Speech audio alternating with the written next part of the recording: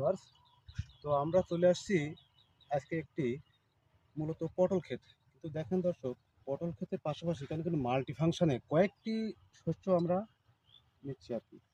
এখানে লাগানো আছে ভেন্ডি গাছ। ভেন্ডি গাছের পাশে একটি পরিত্যক্ত খালের পাশে জমি দেখেন, সেখানে হলো আপনার যে লাউয়ের চাষ করা হয়েছে, প্রচুর পরিমাণে লাউ, প্রচুর পরিমাণে। আবার এদিকে ভেন্ডির চাষ দেখেন, প্রতিদিন প্রায় আপনার 20-25 কেজি করে ভেন্ডি তোলা হচ্ছে।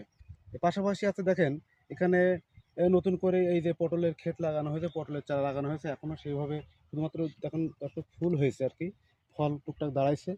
এর পাশাপাশি কিন্তু নিচে দেখেন এই যে পেঁয়াজ রসুনের চাষ করা হয়েছে। তাহলে একসাথে 1 2 3 4 থেকে 5টি পরিমাণে 5টি শস্য এখান থেকে। তো আমরা এই চাষির সাথে কথা বলবো। আসলে ভাই, আপনি যে এই একসাথে 4-5টি আপনি এই যে শস্য রোপণ করেছেন, এক্ষেত্রে আপনার মতামত কি?